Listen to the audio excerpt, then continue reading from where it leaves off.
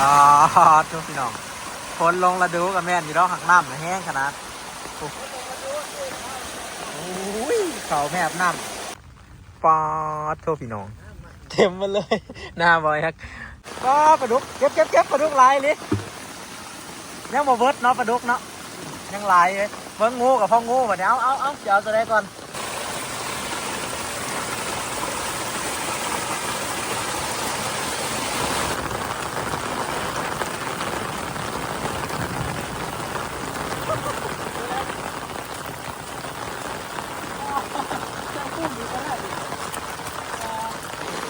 สบายดีพี่น้องหลังจากคนเขาคนนำแล้วพี่น้อง บอแอกเป็นมาส่วนไปยามลี่บอแอกเป็นตัดเขาพักเกลายอย่างเดียวพี่น้องไปเลยแห้งอย่างนี้พี่น้องแห้งกว่าเดือนเก่าเดือน10อีกและบรรยากาศกับแบบเดียวกันอีกเสียงผ่าห้องกระลึงอยู่โถขึ้นเหลือมแห้งใช่ปะบรรยากาศฝนลงระดูนี่มาแรงหายังกบโอ้โหใส่หมดยนต์เรา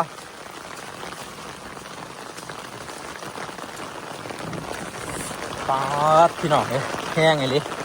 แต่น้ำให้ง่ายยังบ่มีเนาะบ่เป็นยังนี่แหละเขาบางแอกเต็มทงหน้าเลยพี่น้องแอกตามหาลูกไผ่มามัดเขาซอยหญ้าได้ไหม สิบ่ได้เมียกับบาดนี้แล้ว วันนี้มันแมบน้ำเลยนะก็ทับโอ้ยบ่ไหวดอกนะนี่แถมรถไถกับค่ายได้แบบนี้แกเขากบมันเข่าหูมันก็สิออกมาเบิดแหละเนาะวันนี้ กบเกียดเข่าหูมันออกมาเบิดแล้วโมโหสิมีปลาหรือบ่อเด้อไปซ่อมเมืองลีก่อนพี่น้อง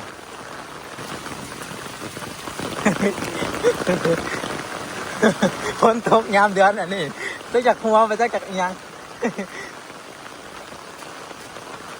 ให้มันเอารถเกี่ยวกับ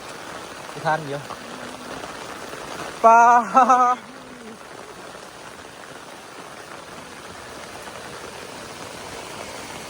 มันมีปลาอยู่ป่ะมีปลาดุกป่ะแต่ปลาดุกก็ปลาดุกเก็บปลาดุกลายเลยก็งูกับพี่ปลาดุกลายเลยดิเอาคู่ตักเอาเด้อจะมาปักมือปลากำลังลงพี่น้องอย่างนี้ว่าอยู่ปลาดุกลายอย่างนี้ว่าอยู่ทั้งปลาดุกทั้งงูหยอดเอียดเฮ้ยงูฮะก็ลายเลยพี่น้องปลานะ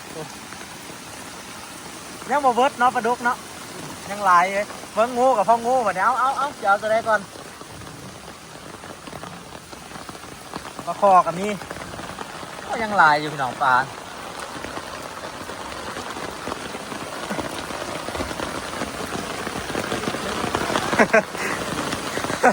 งูปลากับมีก็ปลาดุกนะมันถูกมันเอาลูกงูนะเสียงูเห็นดิจับดูแอกยานป้ากระเหลื่อมว่าโอ้ยน้ำสู้มันมามันไม่ได้ลอยมาดอกน้ำสู้มันกำดูดิกำหัวมันต้องถีบของใหม่ด้วย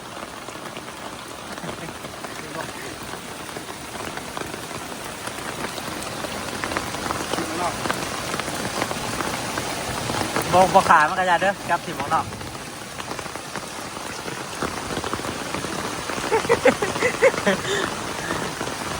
มาอีกแล้วตัวใหม่มาอีกแล้วพวกปลาดุกเต้นดังโด่งไงหลังพี่มานั่งข่าวพี่แอ๊กมานั่งข่าวพี่ปลาจังหวะย่านมาอีกแล้วงูนั่นนี่นะตีนงูลายเลยวุ่นวายกันนั่นมือนี้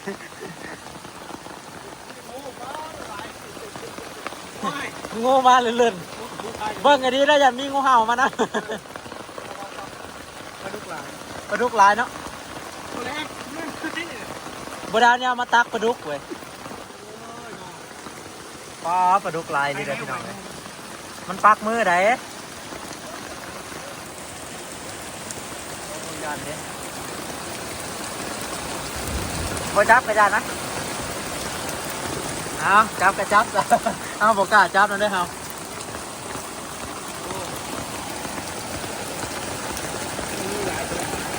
ยังลายเชียวเนาะพอ เลือดเชื่อ เรือเสือคิดเราจะได้แต่ปลาเค็งโง่ได้สิ หมวดแล้วเลย โอเค นี่สวัสดทางสีมาเลยถอกไปเลย โอเค นี่ตัวใหญ่ เย็กนี่โอ้หลายเฮ้ยใจเย็นเด้นี่ให้มันจมลงนี่จมลงหมองเดียวกันนี่เอาลงคุ้ม ลงไหวเนาะ แล้วก็ตังถอกเอาแต่ยามันนั่งงูดเมื่อยน้องงูนี่ก็เพราะแห้ง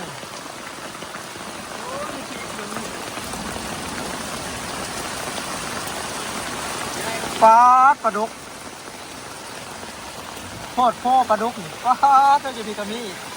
น้ำมาแห้งแล้วเอาไว้ปลาดุกใหญ่เฮ้ยงูน้ำมาแห้งเราตักเอา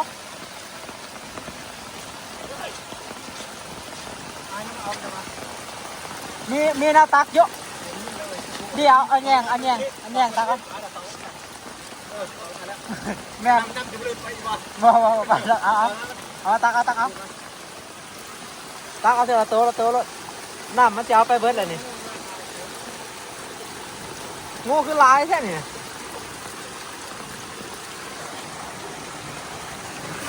ปลาลายบ่จักเนี่ยเอาตัวปลาดุก2 ตัวทั้งทีกันน้ำนะขึ้นไว้ดิบ่มีว่านี่ให้ตีนนี่เอาอีกเบิ้ง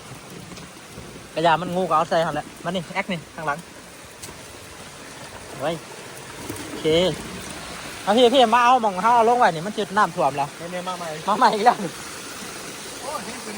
ไม่ไว้มันจืดท่วมแล้วนี่เอานี่โอเคมาจองอ่ะมันเปียกกระซับเลยนี่มาใหม่นะตีนนี่3 ตัวนี่ตัวหนึ่งตัวนี้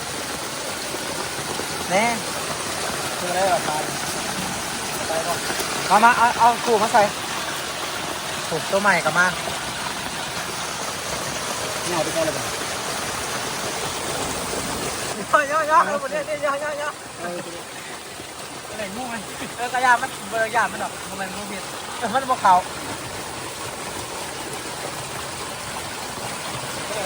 ถอกเลยดิทันมาน้ำที่ท่วมเลย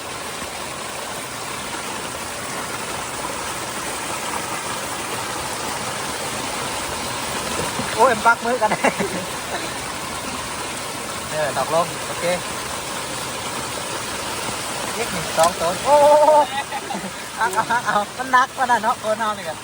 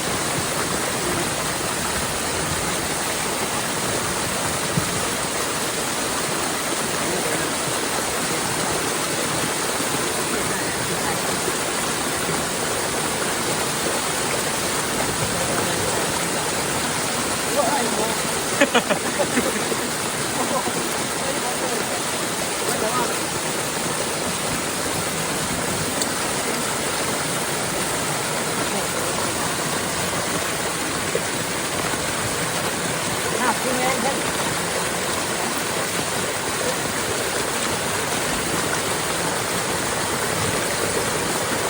โอ้ตอนโค้งมันมองได้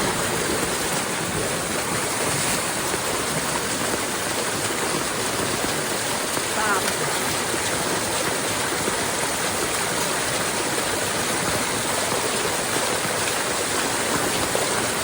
จุดได้นี้ร้านเราใส่ใหม่นะครับถูกนะครับ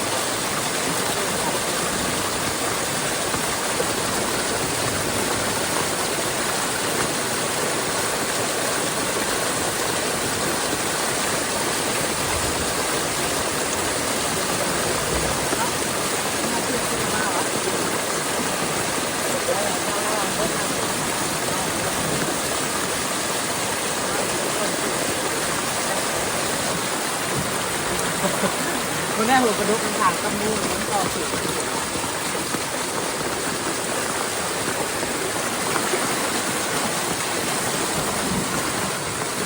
แล้วได้เป็นนะครับเรื่องมามันหนักแน่ๆเราอยู่มันจะบุญกันหน่อยเดี๋ยวก่อนมอกแล้วนะเดี๋ยวหน่อยเรือนแกเกียร์เอ้ยงูเอางูไปเลยมันน้ำสิบวันเลยมุ่นมัดอะไรเนี่ยน้ำก่อนเป็นไง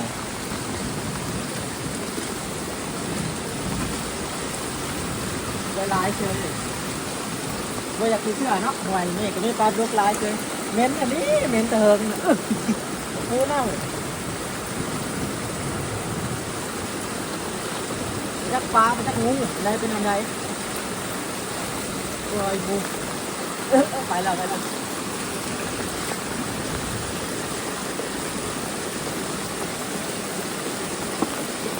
ี่ก็ปลาดุกล้วนๆเล็กหน่อย โอ้ย ดอกไว้ดูเนาะนี่แหละเล่นเป็นเนื้อกระดูกมาได้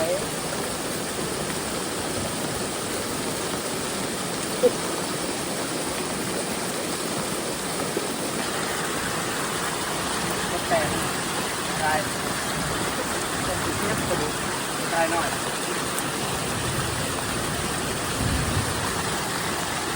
ทำคนค้านี่นะครับกระดูกเขาหน้ามาเป็นกระดูกให้กระดูกเรียกได้ไหมได้เลยบอกไว้จะไปนอนนั่งกระปวดมาแล้ว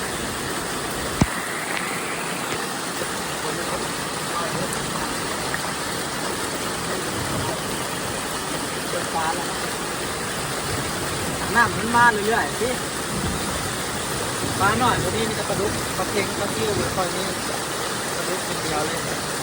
มันยังมีปลาเค็งเน่าอยู่ต้องใช้มือค่ายนะหนำบุกลุกแล้วบ้านี้ใส่ไม่แรงกระดุกง่ายด้วยสองคนงานปลาดุกล้วน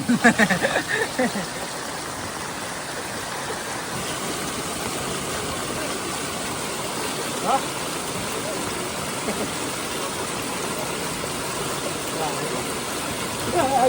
มูเล่นก่อนมาไม่แต่ปลาดุกก่อนตีหรือเปล่ามันเบิดแป๊บเดียวเอาปลาก่อนมันเป็นงูย่านงูอยู่ดิ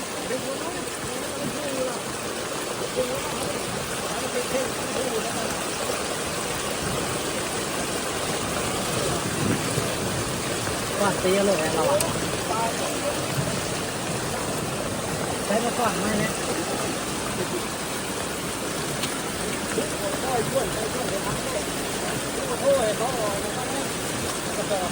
ข้าเรือตรงนี้ก็กระสอบเลย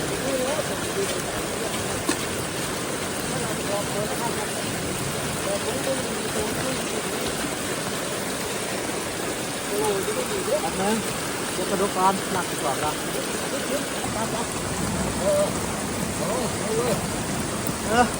มีไฟ ใส่ได้ด้วยผมใส่ได้ด้วย ลอยเอาไว้ โอ้โหพี่เลยนะ น้ำสิท่วมแล้วสิเบิดเวลายามแล้ว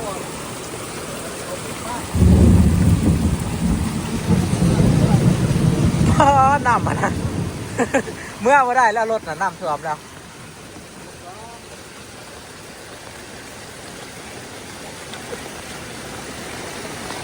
เด้มันป่านทางหล่างเนี่ย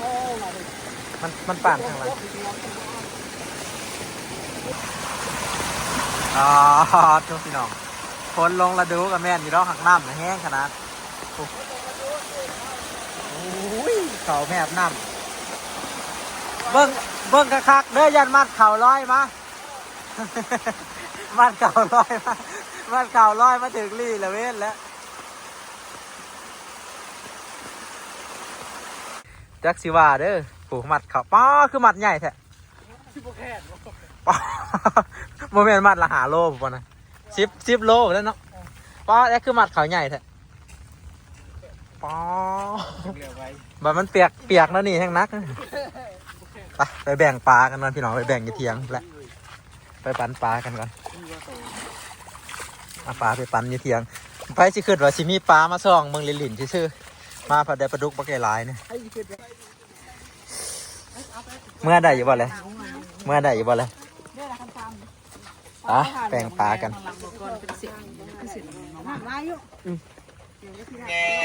หันและตีรถไทยนาหุดกระปูกับกบมันเถอะอ้าวเห็ดเงินใหม่อีกแล้ว กระปูเห็ดเงินเรียบร้อยแล้วยังโอ้ไม่อยากดอกขี่รถขี่ความให้ดอกขี่ละลายคนมันฆ่ากระสุกดากเนาะน้ำเรื่องๆอยู่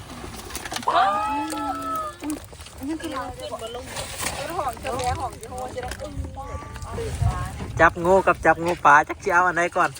ปลาขึ้นลายมาใส่ตัวหน่อยเนาะ ปลามันน่ะมันข่างในหัวครับบ่อยากเชื่อว่ามันลายปานนี้ เขาอยู่สะ ปลาแล้วมันนั่นเศร้าลงแล้วเนาะคือตอนแรกอ่ะปลาดุกน่ะลอยเงี้ยลายอ่ะแบ่งกัน แม่ กระปู กระปูกระแบงบอกกินเหยื่อกระแบงได้สมกันปันกันเอาเมื่อกินพี่น้องเลยปลายำนี่ก็มี เห็นเอาปะล่ะ ผู้แบ่งกันตักไว้ในได้มันไปเบิดได้บ่ หน่อยนับเอาแบบนี้แล้วบ้าง แต่ก็เบิ่งน้ำอ่ะครับ เบิด มันเสียบตีน สิอยู่บ่ม่วนนะมื้อแรงนี่เขียนโม่สิร้ายนะมื้อแรงเนาะเอาละ จะเอาตัวไหน อันนี้กระสอบ